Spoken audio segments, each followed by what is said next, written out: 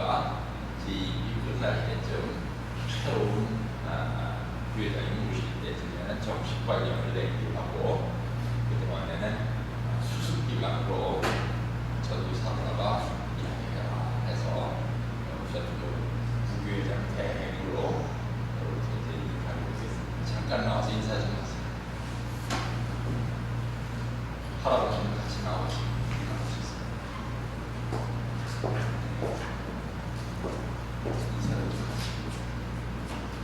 자, 우선 박수 칩니다. 포석한 저희가 이렇게 업무 대행 자리를 세워주신 하늘공입니다. 우리 목사님께 감사를 드리고 너무나도 부족한 자리이기 때문에 저희가 어떻게 잘할지 또 걱정이 됩니다. 수고하신 목사님께 감사드립니다. 인사 마치겠습니다.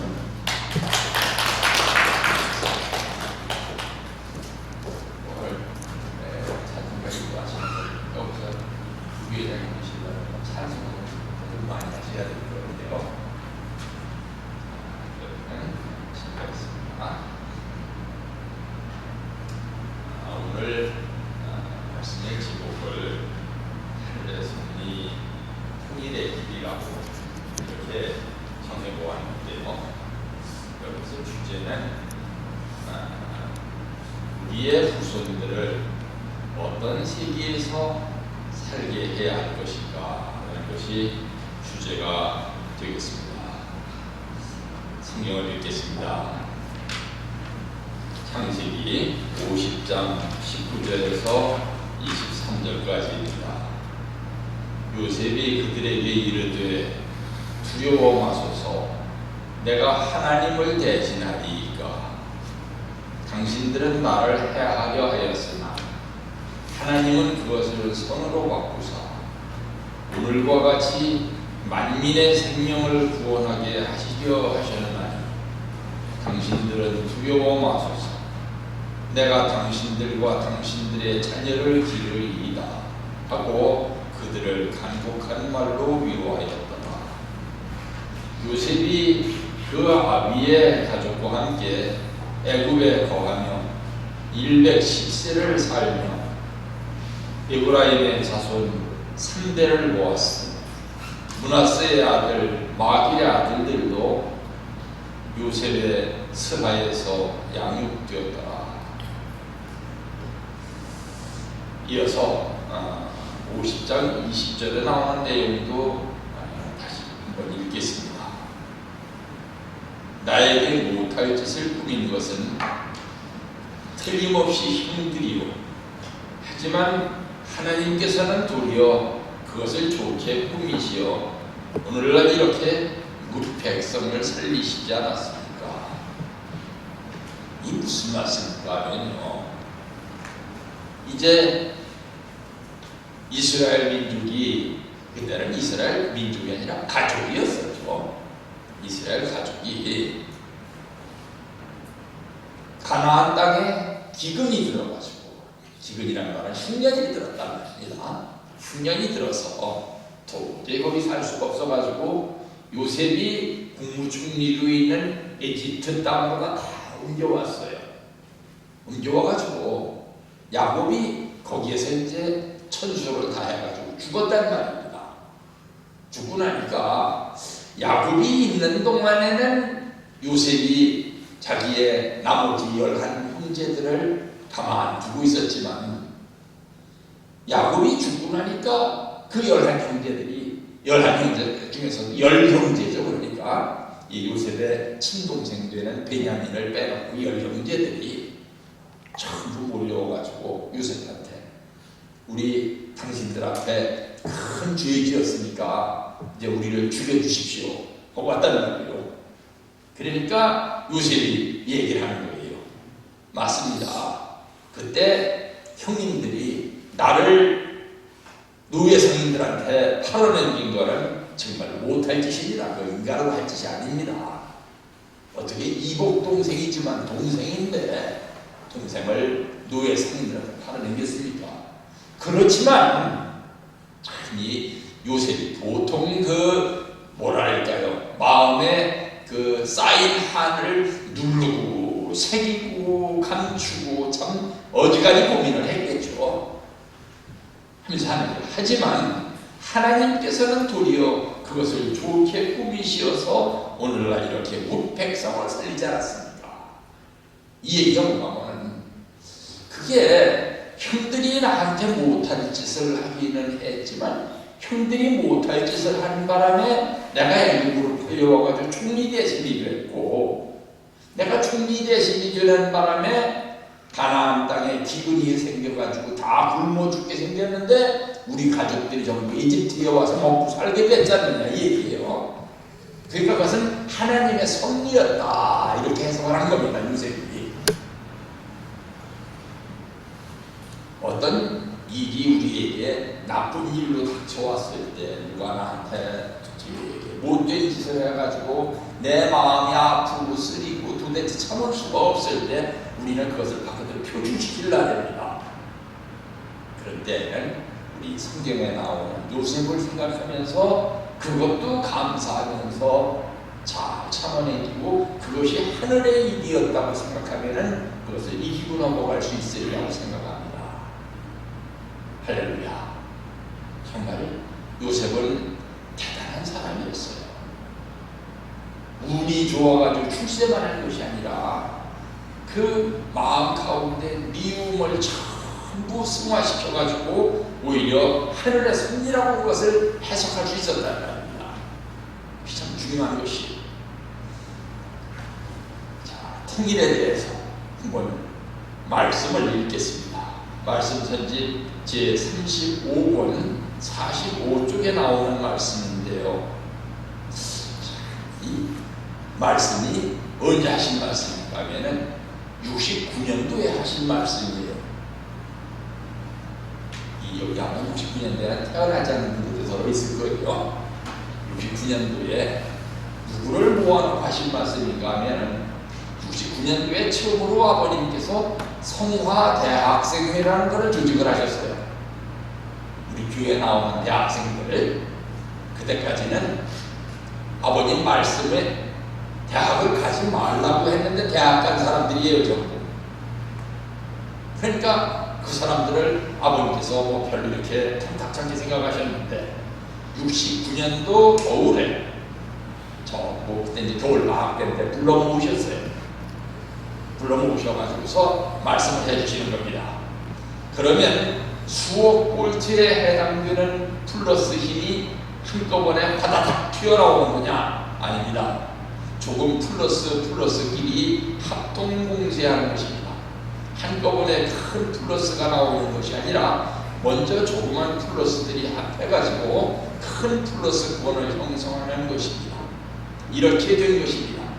플러스의 종합권을 거치지 않고는 대플러스권이 이루어지지 않을 것이 아니냐. 그 이론이 맞죠? 내가 통일교회 선생님이 안 되었더라면 이것을 가지고 박사가 되었을 것입니다.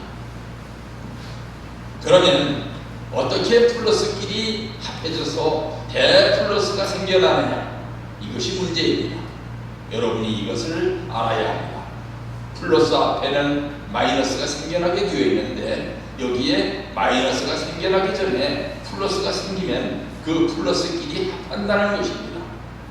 플러스와 마이너스가 막 부딪히려는 순간에 조금 앞서서 다른 플러스가 생기게 되면 그 플러스끼리 합하는 것입니다. 그렇게 되면 마이너스는 따라오는 것입니다. 몇 억만 분의 1 정도라도 떨어져서 따라 나오는 것입니다. 이렇게 해서 플러스가 합하여 완전한 플러스권을 이루고 거기에 대등한 마이너스권이 형성되면 빛이 나는 것입니다. 이해가 됩니까? 무슨 말씀인가 하는 말입니다. 참 아버님이 비록 공고지만 학교에서 전기를 공부하신 분입니다.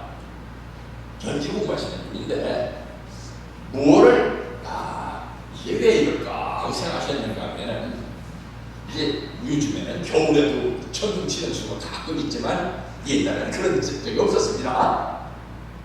여름에 마이너스를 가지고 있는 구름과 플러스를 가지고 있는 구름이 딱 부딪히게 되면 번개가 번쩍하고 일어나고 번개가 친지 조금 지나고 나서 그냥 천둥이 친다는 말입니다.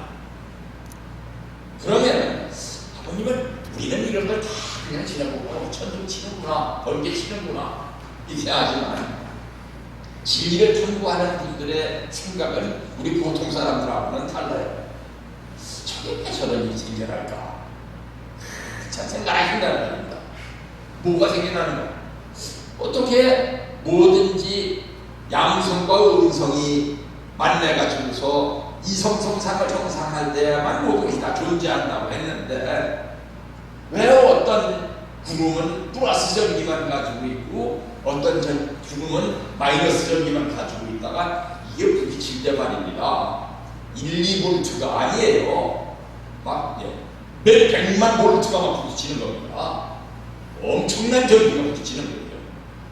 그러니까 그 전기가 막 몇 킬로미터 바깥에 있는 그 구름에서 쳤는데도 그 구름에서 번개치기에 땅에 벼락으로 떨어지잖아요.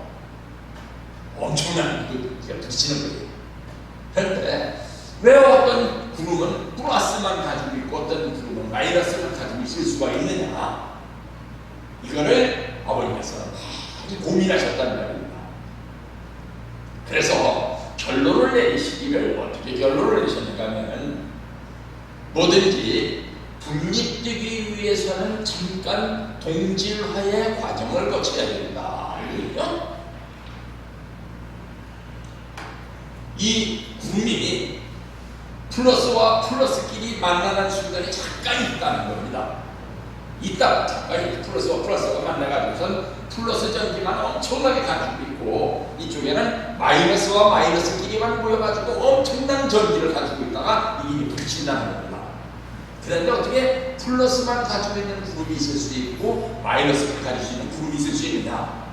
분립되기 위해서는 잠깐 동질화의 과정이 필요하다. 그게 무슨 얘기가 하면 예를 들어서 말입니다. 태권도 도장에 가가지고서 태권도를 수련하는 사람이 태권도를 배우면서 태권도 선생이 가르쳐 주는 대로 그대로 따라해야 됩니까? 아니면은 태권도 선생은 이렇게 하라는데 이렇게 합니까? 처음에는 하는 그대로 따라합니다. 따라해가지고 최소한 초단 이상을 따른 뒤에 나는 이걸 이렇게 해보니까 이게 좀 이렇게 하는 게 더 몸에 맞는다. 나한테는 어떤 특기가 있다. 이런 걸 찾아내가지고서 새로운 방향을 개척해 나가는 것이지 단두 따기 전에 개성을 발휘한답시고 지멋대로 나가면은 그건 안 된다는 말입니다. 반드시 분립되려면은 자기 개성을 찾아내가지고서 특기를 발휘하게 되려면은 처음에는 선생이 하는 그대로 따라가야 된다는 말입니다. 그래야만 어떻게 되냐? 분립될 수 있는 자격을 얻게 되고 그 뒤에 분립돼가지고 각자 자기의 갈 길을 간다는 말입니다. 이걸 지금 설명하시려고 원래 창조 원리에 그렇게 되게 되어 있었다 하는 부분을 찾아내신 겁니다. 이 말씀을 해주실 때에 딴 사람들은 그게 글쎄 번개에 그런 게 있는지는 모르겠는데 저 말씀이 우리 사랑하고 무슨 관계가 있느냐 눈만 꼬북꼬북하고 있더라고요. 뭐 제 자랑하는 것이 아니라 전부 그랬어요. 거기 뭐 서울대학교, 연세대학교, 고려대학교 강사들도 다 그랬어요. 근데 전 집에 가서 가만히 생각을 해봤어요. 야, 왜 이런 말씀을 하셨을까? 그랬더니 맞다. 분립되기 위해서는 동질화의 과정을 거쳐야 된다는 것이 참 진리다 이거예요. 어떤 회사가 있습니다. 그 회사에 사원들이 많이 있고 사장이 있어요. 근데 사원이 처음부터 신사원 들어왔을 때부터 나는 사장하고는 갈 길이 달라. 나는 내 멋대로 할 거야. 사장이 이렇게 하라는데도 저렇게 하고 동로 하라고 서로 하고 이래는 사람은 평생 가도 사장이 못 돼요. 처음에는 사장이 하는 대로 참 따라가면서 사장한테서 경영 능력도 배우고 기술도 배우고 해가지고 어느 정도 궤도에 올라간 다음에 자기 갈 길을 가야겠죠. 그래서 분립되기 위해서는 반드시 동질화의 과정을 거쳐야 되는데 처음부터 자기 갈 길을 가겠다고 하는 사람은 평생 가도 분립이 못 된다.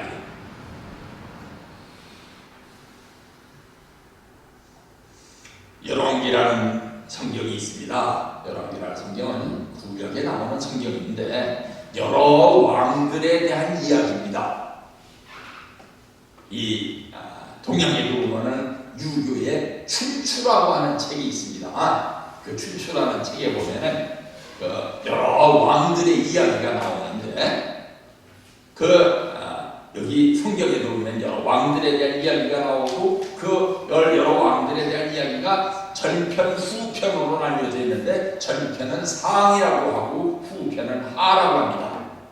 그 열왕기에 12장 1절 내지 14절에 보면은 누구 얘기가 나오는가 하면 르호보암이라고 하는 왕에 대한 이야기가 나와요. 르호보암은 어떤 사람인가 하면 솔로몬 왕의 아들이에요. 솔로몬이라는 왕이 참 머리도 좋고 참 하늘 앞에 충성도 많이 했고 성전을 지어서 큰 업적도 많이 남겼는데 이렇게 업적을 많이 남긴 사람들이 가끔 보면은 교만한 사람이 있어요. 그 업적을 자기가 남겼다고 생각한단 말입니다. 그러다 보면 뭐가 생기느냐? 독재라는 게 생겨요. 독재가 왜 생기느냐? 잘난 사람이 독재를 안 하는 사람도 있는데 잘난 사람 중에 독재하는 사람이 많아요. 왜 그렇게 되느냐? 자기가 다 했다고 생각하고 교만한 마음을 갖게 되면 독재를 한다는 겁니다. 이 솔로몬 왕이 참 훌륭한 일도 많이 했지만 너무 잘난 척을 하다 보니까 독재도 많이 했고 못할 짓도 많이 했어요. 그랬는데 그 왕이 죽고 나서 솔로몬 왕의 아들이 이제 왕이 되게 됐는데 그 솔로몬 왕 시절에는 꼼짝도 못하고 있었던 11부족의 대표들이 이스라엘 민족은 12부족이 모여가지고서 왕국을 세우고 나가니까 솔로몬 유다부족이라는 겁니다. 유다부족 말고 11부족의 대표들이 몰려왔어요. 누구한테? 르호보암한테 와서 당신이 옛날에 당신 아버지의 하던 일을 그대로 많이 봤는데 너 아버지처럼 그렇게 독재를 할래? 아니면은 독재를 하지 않고 참 훌륭한 민주적인 정치를 할래? 만약 독재를 한다는 것 같으면은 우리 왕국을 따로 만들어가지고 나갈 것이고 독재를 안 하고 선정을 펼친다고 할 것 같으면은 12부족이 또 한 번 단결을 하게 될 것이다. 그랬더니 이 르호보암이라는 사람이 글쎄 조금 이따 대답해 줄게 하고 와가지고선 누구한테 물어봤는가 하면 자기 친한 친구들을 모아놓고 상의를 했어요. 자, 11부족의 대표들이 와서 나한테 이런 얘기를 묻는데 어떻게 해야 되겠니? 그랬더니 그 자기 친구들 가운데 어디 참 우리나라 속담에 송아지 못된 것이 엉덩이에서 뿔이 난다고 나쁜 것만 보고 배운 친구들이 거기 있었던 모양이에요. 그 친구들이 이 솔로몬 왕의 아들이 르호보암한테 뭐라 그러는가 하면 그 슬슬 달아서 그 모양이라고 너 아버지처럼 강하게 달고 그러니까 이 르호보암이 나와가지고 무슨 소리를 하느냐. 옛날에 우리 아버지는 매를 가지고 너희들을 다스렸던 모양인데 나는 오늘부터 강철 채찍과 전갈을 가지고 너희들을 다스리겠다고 어디 나한테 와가지고 왕 앞에 감히 너 아버지처럼 할래 안 할래 척거가 가느냐고. 이 못된 놈들 당장 물러가지 않으면은 내 군사들을 풀어가지고 다 죽여버리겠다고. 그러는 바람에 나라가 둘로 쪼개지는 거예요. 11부족 중에 한 부족만 르호보암을 따라왔고 10부족이 쪼개져 나가가지고 북쪽 이스라엘 나라를 만들었으니까 10부족이 만든 나라가 컸겠어요? 2부족이 만든 나라가 컸겠어요? 외적으로 보면은 10부족이 만든 나라가 훨씬 컸단 말입니다. 그것이 북쪽 이스라엘 왕국입니다. 이래서 나라가 둘로 쪼개지는 거예요. 나라가 하나로 12부족이 합쳐 있었을 때에는 바깥에 있는 다른 이방인들이 쳐들어오지를 못했는데 12부족이 쪼개져 가지고서 두 부족으로 나눠지고 10부족으로 나눠지고 이래서 두 나라로 쪼개지니까 다른 나라로부터 걸핏하는 침략을 받았다는 것이에요. 이것이 소위 말하는 분단입니다. 그래서 통일왕국 시대를 그리워하면서도 두 나라가 분단되어 있는데 이 두 나라가 분단되어 있을 때 통일왕국 시대를 그리워했을까요? 안 그리워했을까요? 그리워했겠죠, 그죠? 그리워서 우리 통일 좀 해보자. 그러면 그래, 통일해봐. 너희들이 잘못했으니까 내 밑으로 들어오면 통일이 돼. 이러니까 생전 통일이 못 되고 있다가 북쪽 이스라엘부터 망하기 시작해가지고 나중에는 남쪽 유대까지 망하는 것입니다.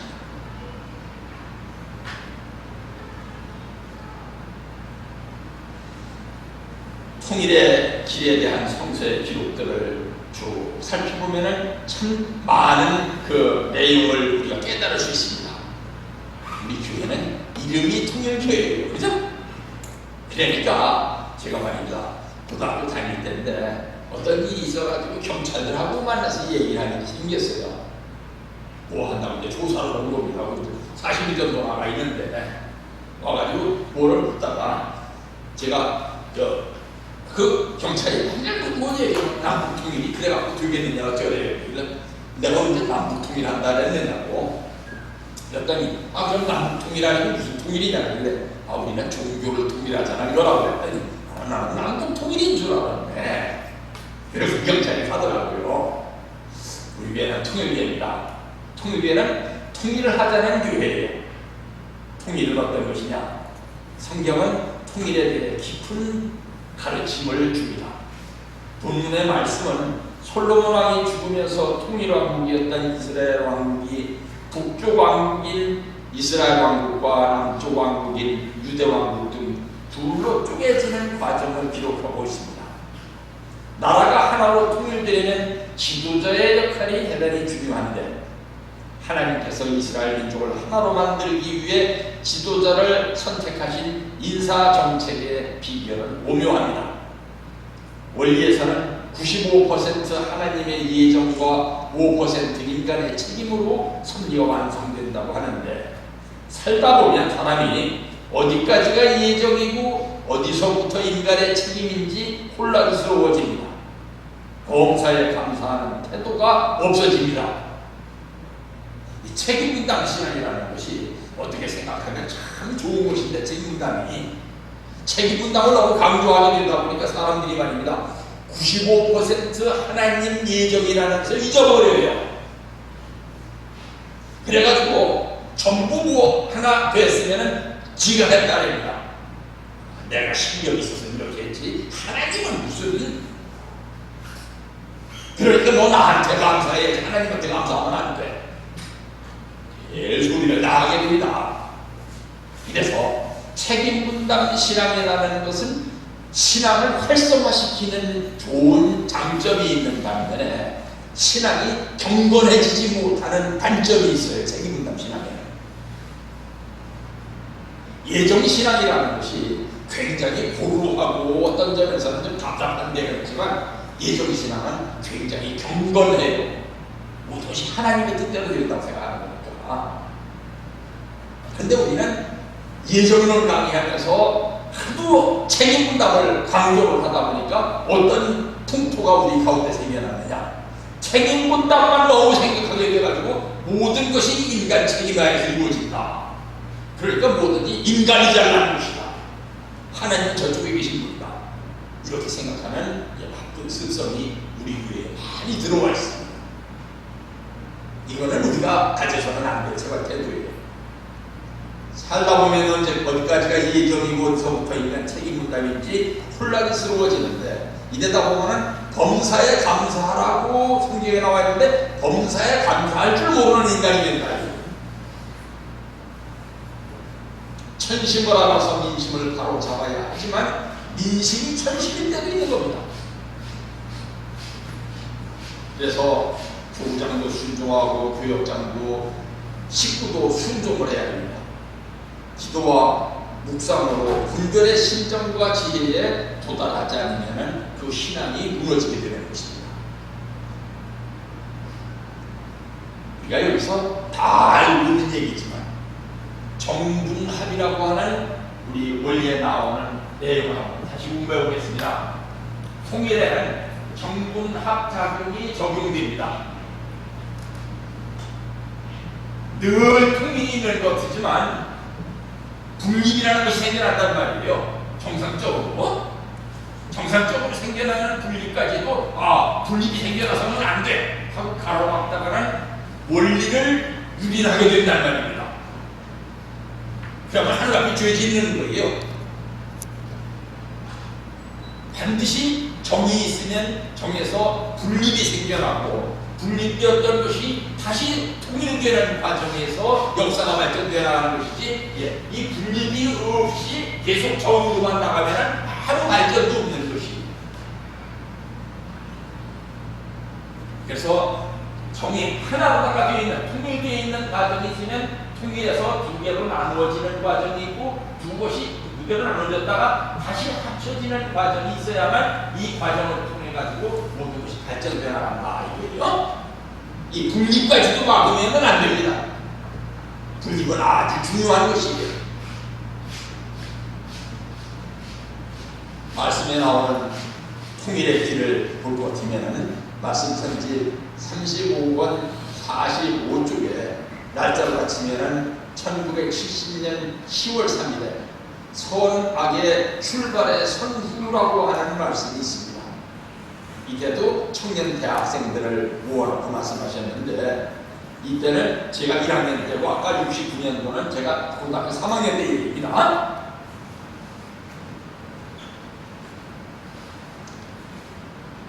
아까 나왔던 그 말씀입니다. 그러면 우리가 통일에 누구의 역할이 중요하냐 하는 것을 다시 한번 얘기하지 않을 수 없습니다. 이 통일이 될 때 반드시 누구의 역할이 중요하냐? 주체의 역할이 중요하다는 말입니다. 주체의 역할이 없으면 통일이 되기 힘들어요. 주체는 어떤 사람이 주체냐? 먼저 사랑을 주는 사람이 주체입니다. 둘로 쪼개져 있는데, 두 개의 존재가 둘로 쪼개져 있는데, 그 중에서 나는 나고 너는 너고, 내가 할 길 내가 갖고 네 밥 네가 먹고 나는 내 밥 먹지, 왜 뭐 나눠 먹고 협조하고 뭐 그런 게 뭐 필요 있느냐 이렇게 생각하는 사람은 죽었다 깨라도 주체가 못 됩니다. 그러면 이거는 내 것이지만 내가 다 먹어도 모자라지만 네가 굶는 것을 보니까 내가 도저히 참을 수가 없다. 내가 혼자 먹기에도 부족한 것이지만 나눠서 같이 먹자. 이런 정신을 가지고 있어야 주체가 된다는 거예요. 그리고 먼저 사랑을 베풀고 먼저 손을 내밀어 주는 사람이 주체가 된다는 거예요. 네가 나한테 먼저 와가지고 사과하면은 나도 고개는 끄덕거리는 용의는 있지만 내가 어떻게 너한테 잘못한 것도 없는데 사과를 하느냐. 잘못은 네가 했지 내가 왜 했느냐. 이렇게 생각하는 사람은 죽었다 깨나도 주체가 못 되는 사람. 먼저 손을 내밀어주고 먼저 가슴을 열고 사랑으로 품어주고 그래야 주체가 된다는 것입니다.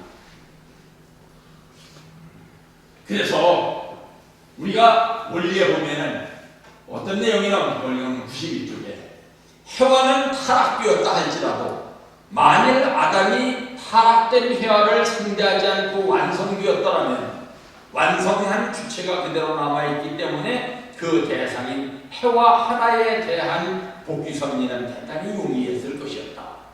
그러나 아담마저 타락하였기 때문에 사탄의 혈통을 계승한 인류가 오늘날까지 번식하여 내려온 것이다.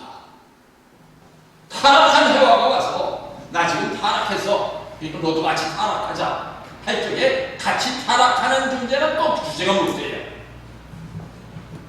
대상이 타락되었다 할지라도 타락된 대상과 함께 어울리지를 않고 자기 원래 갈 길을 똑바로 가가지고 완성한 뒤에 살아올 풍요를 다하게 되고 또 통일도 일어난단 말입니다. 그것을 못하고 중간에서 아이고 세화가 타락했는데 내가 혼자 완성해서 뭐해 생각을 하고 거기에서 어울려버렸기 때문에 주체까지도 타락을 해버린 그 터위에서 복귀를 하려니까 참 어려웠다. 왜?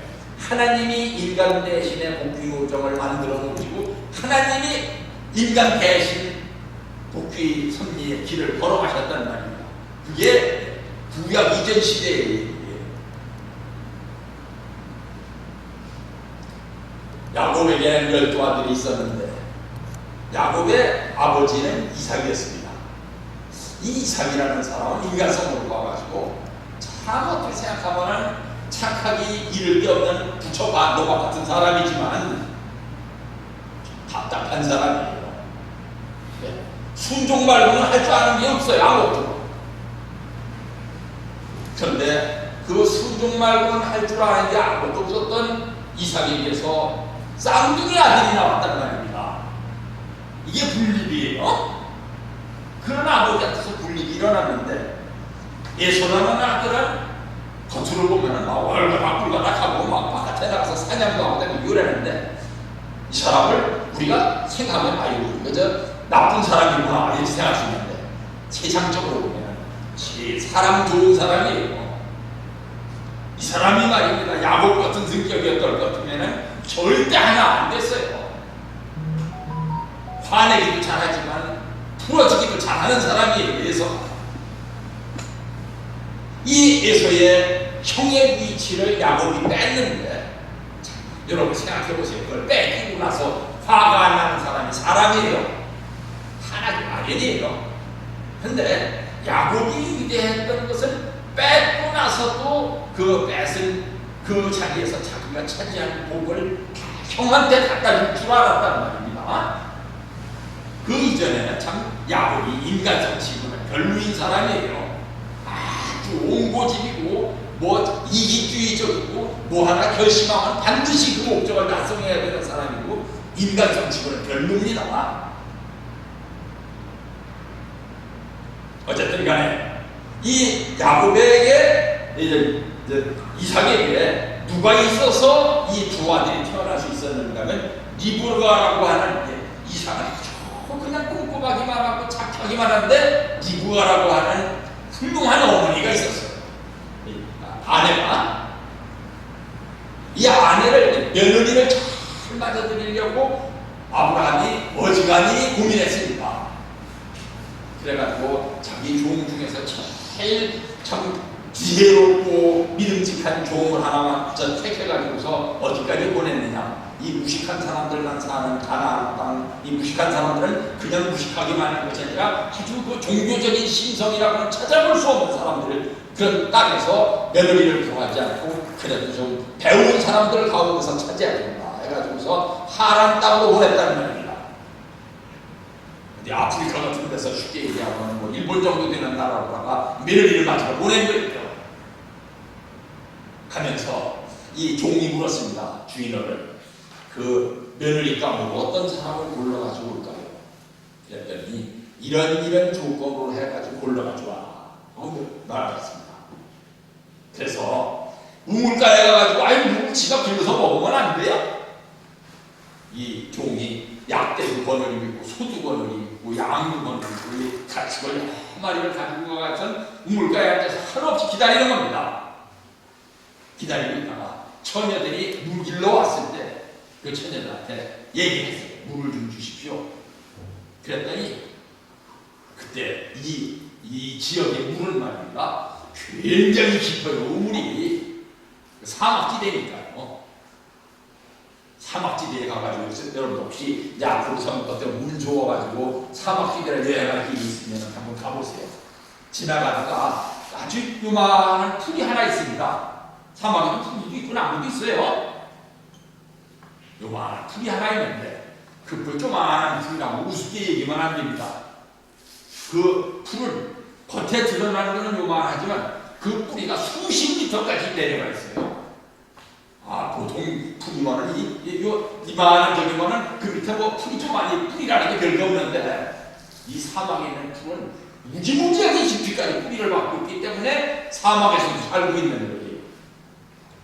그럼 그 풀은 왜 그렇게 밑에까지 내려가느냐? 그렇게 밑에까지 내려가야 물이 있는 데가 있다는 말입니다. 우물도 마찬가지예요. 우물이 이 우리나라는 참 물 부족이 없는 나라, 지금 와서는 물 부족 얘기를 하지만 옛날에는 물이 참 좋았었지 않습니까? 아마 이 남강에도 그랬을 거예요. 옛날에 제가 살고 있는 데는 한강 상류였었는데 옛날에 물 먹고 싶으면은 한강 상류에 막 헤엄쳐 들어가가지고 그 가운데 들어가가지고 샘을 먹는다고 가운데 들어가서 강물을 먹고 나오셨습니다. 한강이라들 다 그랬어요. 우리 대학 다닐 때까지만 하더라도 서울 사는 친구들도 서울에 가서 이래 한강에서 수영하다가 이제 목마르면은 샘을 먹는다고 강가에 있는 물을 이제 뭐 이렇게 쓰레기를 그러니까 샘을 먹는다고 한강 가운데 서울에서 한강 가운데를 옆쳐 들어가가지고 강추기심에 가지고선 물 먹고서 나왔어요. 그보다 더 앞에는 말입니다. 옛날 식민지 시대 같은 때만 하더라도 한강 물을 이래 떠다가 식수로 썼어요. 수도가 없을 때니까.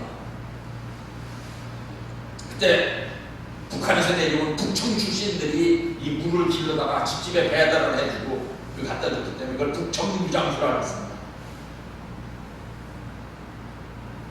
이 처녀들이 나와서 물을 길러 나왔는데 물을 좀 달라니까 이 처녀들이 아니 이제 외간 남자가 와가지고 물을 달라느냐고 이 사막에 물이 얼마나 귀한데 물을 함부로 달라느냐고 물 없어 하는 여자가 있는가 하면 어떤 여자는 또 내숭 떠느라고 물을 주기는 주는데 한 바가지 기울어가지고 주는 여자가 있는가 하면 우리나라 속담에 보면은 훌륭한 여자들은 나그네가 와서 물을 달라내는 말입니다. 이 바가지에다가 버들잎을 띄워가지고 물을 줬다는 그런 속담도 있는데 이 이부가라는 여자는 바가지에다가 버들잎 띄워가지고 주는 정도가 아니에요.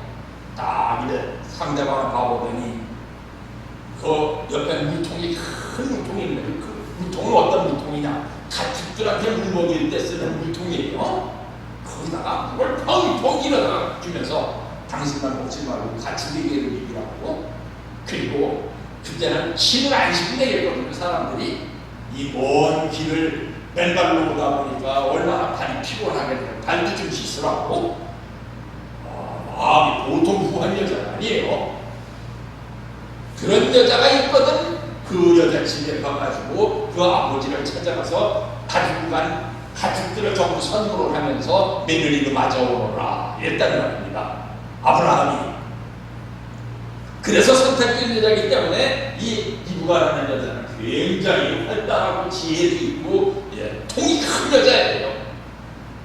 이런 여자한테서 훌륭한 아들이 나온다는 말입니다.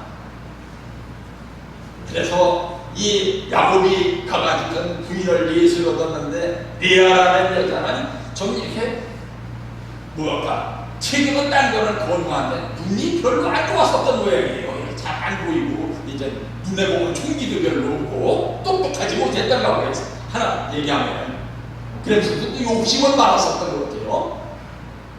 이 레아한테는 하나님께서 루벤, 시몬, 레위, 유다, 이사람, 스불론 이렇게 아들을 많이 주셨는데 야곱이 최고로 사랑하는 진짜 아내인 라헬한테는 아기가 안 나오는 거예요.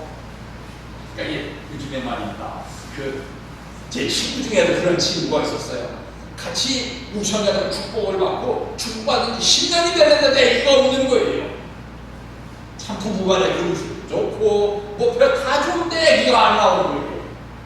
그래가지고서 이 친구가 울기도 많이 울고 그렇다 해서 자기 우는 모습을 보면 아내가 얼마나 슬퍼할까 싶어가지고 아내 앞에 가서 내색도 못하고 가끔 친구 만나면 친구 중에서도 비밀 지킬 줄 아는 친구한테만 와가지고 정말 속상해 죽겠다는 얘기를 가끔 하는 그런 친구가 있었는데 14년 만에 나중에 애기를 낳았는데 정말 생기기도 잘생기고 똑똑하기도 정말 똑똑하고 이런 애기를 낳으려고 그렇게 오래 기다렸더라고요.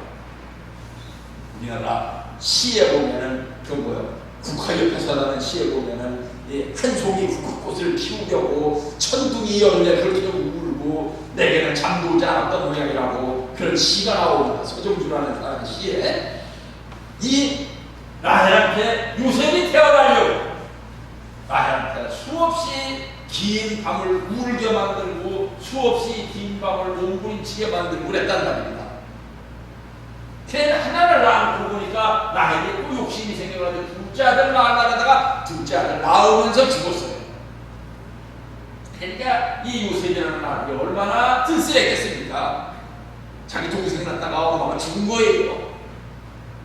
그렇게 태어난 아들이니까 또 야곱한테는 더 소중한 아들이죠. 그런 아들이 나중에 집안을 일으키는 겁니다. 우리한테 어떤 고난이 닥쳐왔다, 어떤 슬픔이 있다, 저게 아이고 하나님이 나한테 왜 이런 슬픔을 주시는가, 왜 나한테 이런 복을 안 주시는가, 왜 나는 이렇게 고생스럽게 살아야 되는가, 그렇게 생각하지 말고 아까 말씀드린 것처럼 범사에 감사하시다 보면 열 아들 부럽지 않은 한 아들이 태어난단 말입니다.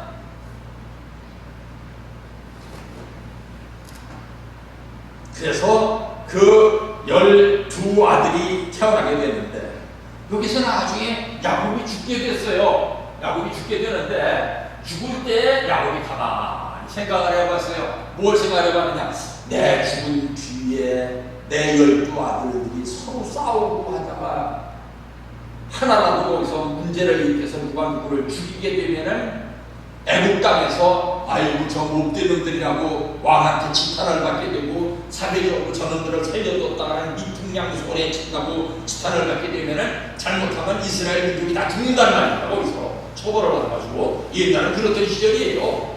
왕이 보기에 저 못된 놈들이라고 3족을 멸해라 9족을 멸해라 그러는 날에는 뭐 집안이 다 망하는 거예요. 생각해봤어요. 내 죽은 주위에 형제들이 안 싸우게 하는 방법이 없을까? 생각해보니까 제일 성격이 개떡 같은 아들이 하나 생각이 났어요. 그 아들이 누구냐? 레위예요.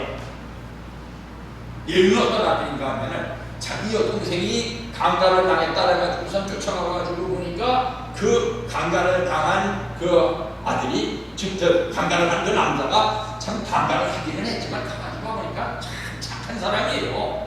정말 사랑해가지고 강간을 한 거야. 그런 일 있으면 안 되지만 근데 저 젊은이의 아버지를 찾아가니까 아버지가 막 무릎 꿇고 막 눈물을 뚜벅뚜벅 흘리면서 우리가 당신네들 시키는 대로 어떤 종교를 믿으라면 어떤 종교를 믿을 테고 재산을 다 내놓으라면 재산을 다 내놓겠으니까 제발 우리 아들들 용서 좀 해달라고 막 비는 거예요.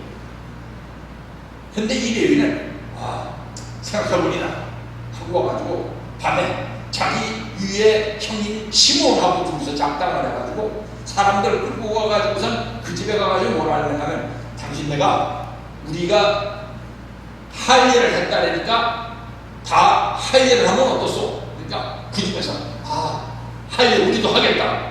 그래가지고 전부 할 일 수술을 하고 막 거기가 골목가지고선 끙끙 앓고 있는 집에 들어가가지고선 그 집안 친구들 다 죽여버리는 거예요. 그게 누구냐? 레위예요. 그러니까 야곱이 나중에 죽으면서도 레위한테는 뭐라는 거면 너 그렇게 잘하는 줄 알고 생각했던 모양인데 넌 천하에 내가 너 같은 자식을 낳았다는 것이 정말 부끄럽다고 할 정도로 유언에서 얘기할 정도로 레위를 저주를 해. 근데 이렇게 레위를 저주를 하면서 뭐라냐, 너는 영원히 나중에 죽을 때 영원히 내 12아들 명단에서 뺀다. 뺄 테니까 너는 나중에 뭐 해가지고 먹고 사는가 하면은 평생토록 목사 집안이 돼가지고 12부족 중에 땅이 배정되지 않은 부족이 돼가지고 11부족에 흩어져가지고 살아라. 재산도 없이 살아라. 그게 레위 부족이 되는 겁니다. 그리고 가만히 생각해보니까 또 누가 걱정이 되느냐, 요셉이라는 아들이 출세를 하고 성공하기는 했는데 제일 걱정이에요. 왜? 나중에 자기 죽게 되면은 지 형제들 다 불러다 죽일까? 권력 있는 집안이잖아요. 지금 얼마나 이 집안에서 자손이 많이 원식이 됐는지 나중에 둘로 쪼개는데도 다른 여러 11부족의 한 부족보다도 더 커요. 그래서 죽을라 그랬는데 너한테 자식이 몇이나 있느냐? 예, 아들이 둘입니다. 이름은 뭐냐? 예, 하나는 에브라임이고 하나는 므낫세예요. 데려오너라. 데려와가지고 에브라임한테는 이렇게 해가지고 오른손으로 축복을 해주고 므낫세한테는 이래 왼손으로 축복을 해주면서 오늘부터 얘들은 내 아들이 된다 그랬습니다. 야곱이 손자를 아들로 삼은 거예요. 그렇게 하고 요셉은 아들 명단에서 뺍니다. 그래가지고 집안에 평화를 가져오는 거예요.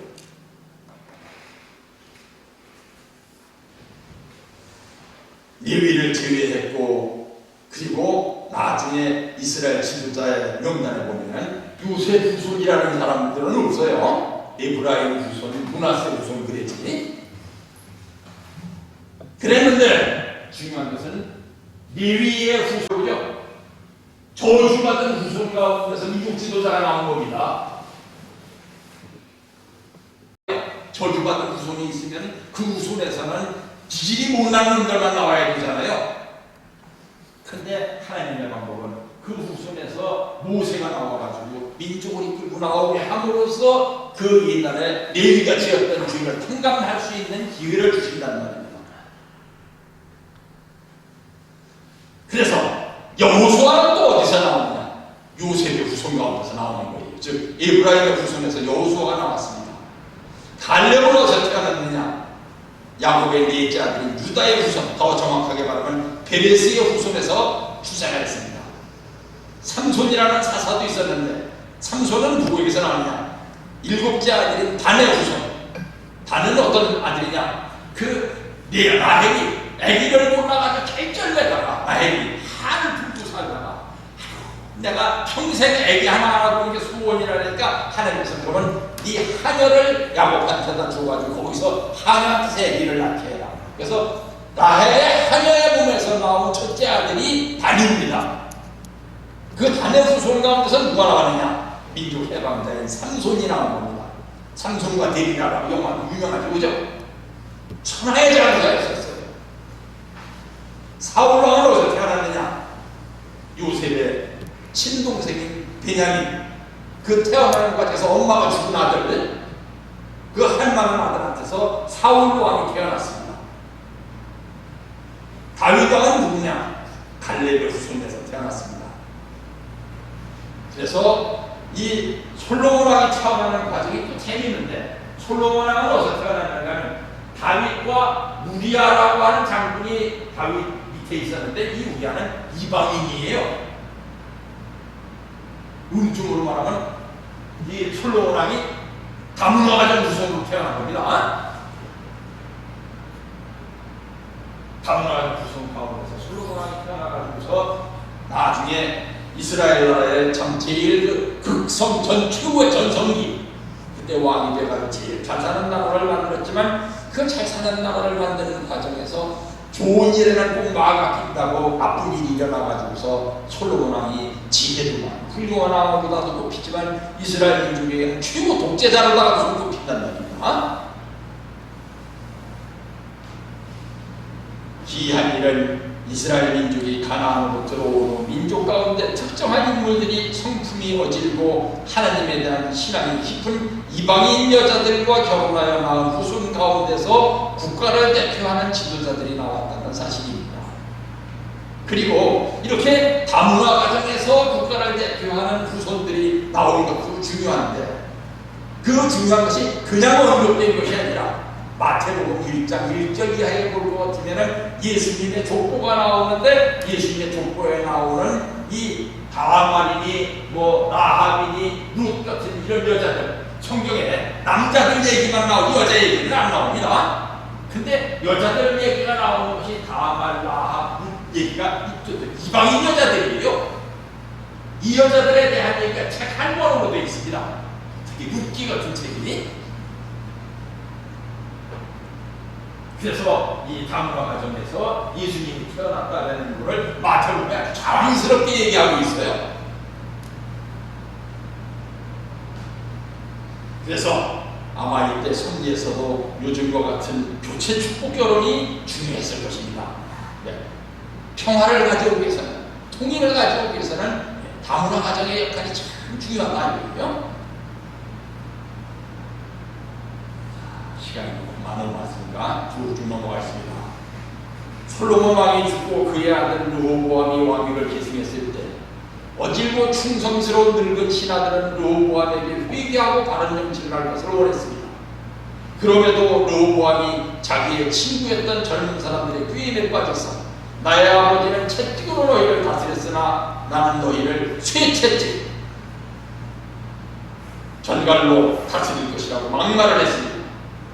이래서 나라가 둘로 쪼개지게 되었었던 것입니다. 통일은 무엇이냐? 통일은 함께 사는 거예요. 함께 사는 거예요. 못난 사람, 잘난 사람, 능력이 있는 사람, 능력이 없는 사람, 이런 사람들이 모여서 같이 사는 거예요. 같이 산다는 게 말입니다. 참 쉬운 것 같지만 쉽지 않아요. 제가 말입니다. 참 1991년도가 우리 참 어머니가 돌아가셨는데 제가 3형제입니다 집에. 근데 어머니가 돌아가실 때쯤에는 우리 3형제가 참 사이가 좋았어요.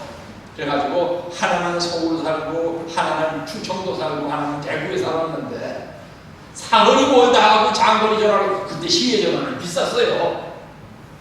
그래가지고 야 언제 지금 뭐 안 오느냐 언제 보고 싶다 막 해서 이 조카들 참 보고 싶다 전화를 수시로 했는데 그 소원이 이루어지느라고 그렇게 됐는지 대구에 있었던 동생도 서울로 오고 저도 서울로 가서 또 배에서 근무하게 되고 서울에 있었던 동생도 서울에서 살고 그래서 서울 상도동이라는 데서 셋이서 같이 살았어요.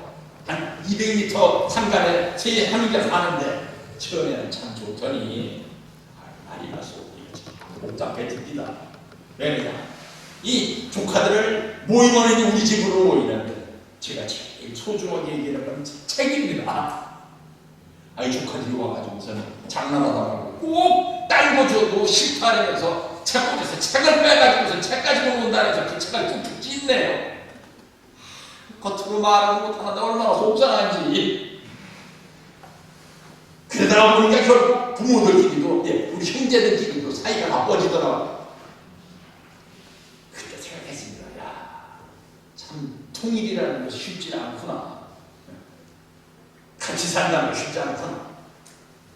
부모가 자식과 함께 살고 형제가 화목하게 사는 것 그게 통일인데 그리고 이방인한테도 구원의 길을 열어주는 것 그것이 통일인데 부모는 자식들의 출세를 바라지만 자식이 출세했다고 해서 부모와 함께 살 수 있는 건 아닙니다. 우리 친구 중에 하나가 시원찮은 대학에 총장이 하나 있어요. 지금은 아닙니다만 하나 있었는데 이 집에 말입니다.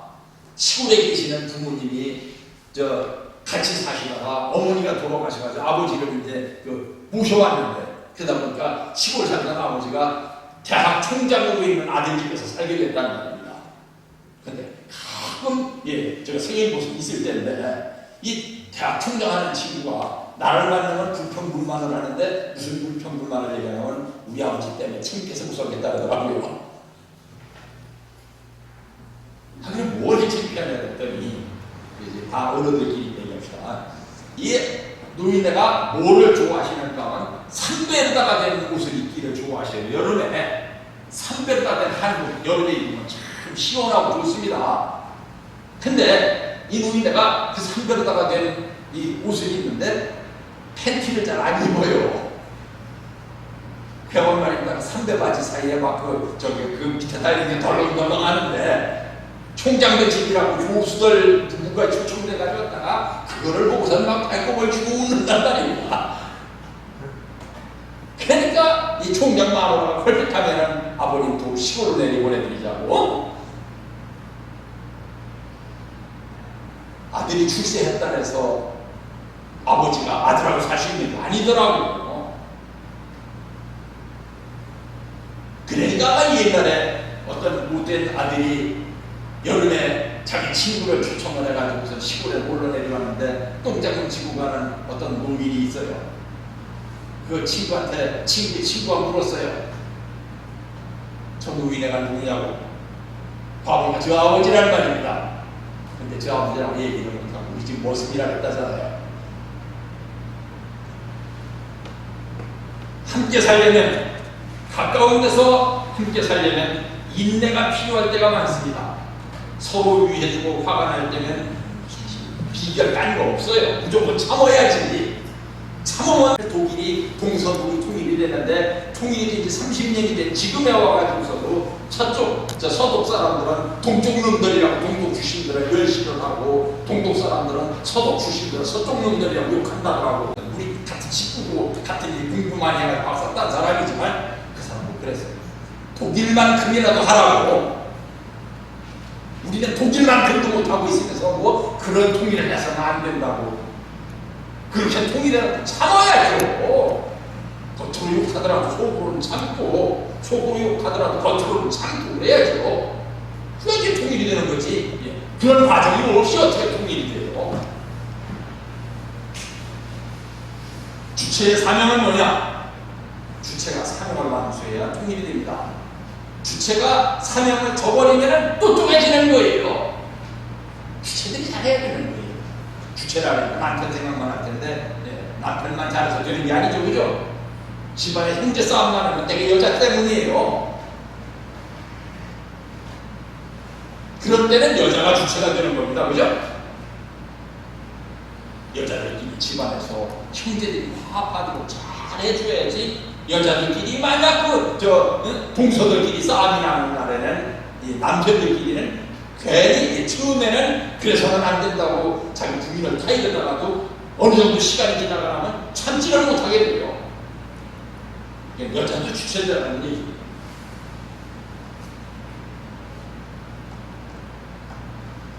창세기에서 우리는 큰 교훈을 배워야 되는데, 창세기 3장 14절 내지 15절을 다시 한번 읽겠습니다. 하나님께서 뱀한테 저주를 하십니다. 네가 이런 일을 저질렀으니 온갖 집짐승과 들짐승 가운데서 너는 저주를 받아서 죽기까지 배로 기어다니며 꿀꿀 먹어야 한다. 나는 너를 여자와 원수가 되게 하리라. 네 후손을 여자의 후손과 원수가 되게 하리라. 너는 그 발꿈치를 물려고 하다가 도리어 여자의 후손에게 머리를 밟히리라.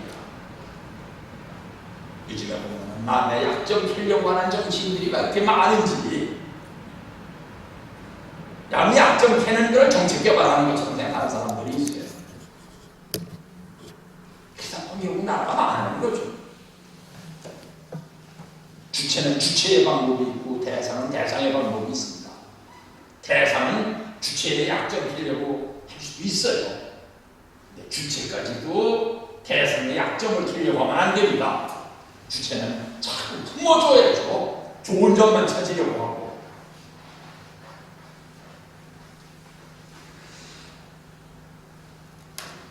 성경은 이어서 이야기하고 있습니다. 그렇게 못하도록 하여 주마. 가인을 죽이는 사람에게는 내가 7갑절로 벌을 내립니다. 아벨이 가인 보고 싶다고, 가인이 못된 짓 하고 다닌다고 가인을 죽이려고 하다가는 7배나 벌을 받게 된다, 이거예요. 주체가 주체 노릇을 하려면 반드시 대상이 있어야 됩니다. 하나님도 하나님 혼자 기쁠 수 있으면 뭐하러 골치 아프게 세상을 창조하셨겠어요? 하나님도 혼자 사람 행복할 수가 없으니까 할 수 없이 대상을 만드신 거예요. 안 만들어도 되는데 대상 만드신 게 아니에요. 대상 없이는 아무것도 없는 거예요. 그렇게 대상을 만드신 거예요. 그 대상을 통하지 않으면 하나님도 완성할 수도 없고 하나님도 기쁠 수도 없기 때문에 대상이 있어야 되는 겁니다. 근데 그 대상이 나하고 똑같지를 않다고 해서 대상을 나하고 똑같아지라고 하는 것은 안 되는 일이다. 대상은 대상의 자리가 있기 때문에. 그렇기 때문에 아벨이 가인이 입다해서 가인을 죽였다가는 7갑절로 벌을 얻게 된다는 말입니다. 여기서 여자의 후손은 메시아를 의미한다고 성경학자들은 옛날부터 해석을 해왔습니다. 그래서 여자의 후손이 뱀의 후손의 머리를 밟으리라고 하는 얘기는 최초의 복음으로 기록되고 있습니다. 사탄은 계속 인간의 약점을 무너지는 이론을 내놓을 것입니다. 혁명은 사상의 혁명이 아니라 사상의 혁명은 가인을 죽이는 혁명이 아닌 가인도 살려주는 혁명이 되어야 합니다. 위와 같은 조건을 완비했을 때 통일이 가능해지는 것입니다. 그래서 이제 말씀을 마칠 시간이 되겠습니다. 오늘 밤 11시 30분에 TV조선에 보면 우리가 했었던 제2회 싱크탱크 2022 포럼이 11시 30분에 TV조선에 나올 겁니다. 인간하고 달라졌어요. 세상이 이제 옛날 같은 인간입니다. 우리가 무슨 행사 하나 해놓고 그 행사 하나 했다고 요만한 기사 하나 내달라는 것도 가서 홍사정을 했어야 되는데 요즘에는 우리가 했었던 행사를 물론 조금 편집을 하기는 하지만 전편을 다 이렇게 막 영화처럼 방영을 해주는 시대가 된 거예요. 그것도 메이저급 감독들이 시간이 있는 좀 보시기 바랍니다. 그리고 지난 금요일 부산의 롯데호텔에서는 한반도 평화서밋 부산, 울산, 경남 출정식이라는 큰 행사가 있었습니다. 저도 거기 갔다 왔는데 행사에서 우리 박영배 회장님께서 중요한 강의를 하셨습니다. 그 강의가 중요한 이유는 이제부터는 이 지구 차원의 이제 제5 지구 차원의 행사로다가 이 부경이 모여가지고 평화 서밋을 했기 때문에 이게 이제 교구대회까지 내려올 거예요. 교구대회 끝나고 나면은 시군구 대회부터 또 내려올 겁니다. 시군구 대회 끝나고 나면 읍면동 대회까지 갈 겁니다. 그래서 전에 했었던 읍면동 대회 같은 대회를 또 이제부터 다 하게 될 겁니다. 이게 오늘 말씀드리고자 하는 중요한 결론입니다. 그래서 한반도 평화서밋 및 부경, 경남 이 대회를 우리가 함으로써 뭘 해야 되느냐? 우리 민족들한테 통일을 어떻게 해야 되냐? 통일해야 된다는 얘기는 다 알고 있는데 통일하면 부작용이 많다고 알려져 있으니까 아이고 통일 안 됐으면 좋겠다라는 젊은이들이 중에 많이 일어났다 그래요. 근데 그 사람들에게 가서 통일이 중요하다는 것을 다시 깨우쳐주고 통일을 어떻게 해야 되느냐, 한일 해적 터널이 참 중요한 것이다라는 것을 가르쳐주는 그런 행사가 이제 읍면동 대회까지 올 것이다 하는 말씀을 드리면서 오늘 말씀의 제목은 하늘의 섭리, 그것이 어떻게 통일을 가져오느냐. 물론 통일이라는 것은 남북 통일도 중요하지만 우리 마음의 통일이 중요하고 의식의 통일이 중요하고 사상의 통일이 중요하고, 근데 통일이라는 것은 반드시 정분합을 거쳐서 되는 것이지 그냥 합쳐지는 것이 아니다. 그런 것을 우리한테 말씀을 드리면서 오늘 말씀을 발음하겠습니다. 함께 기도하겠습니다. 하나님 부모님 천진천진 감사합니다. 오늘은 하늘의 섭리 통일의 길이라는 제목을 가지고 당신의 섭리를 묵상해보는 시간을 가졌습니다. 입으로만 이렇게 할 것이 아니라 우리 식구들이 삼지사방에서 몰려들다 보니까 개성들이 뚜렷한 식구들이 모여서 각자 다른 사상도 많고 각자 다른 성격도 많고 각자 다른 일도 많습니다. 서로 참아주고 위해주고 사랑해줌으로써 사람의 공동체를 이루고 통일의 중심이 되는 그 사명을 완수할 수 있도록 인도해 주시기를 간절히 빌고 원하면서 이 모든 말씀을 축복 중심과 예수님의 이름으로 보고 드렸사옵나이다.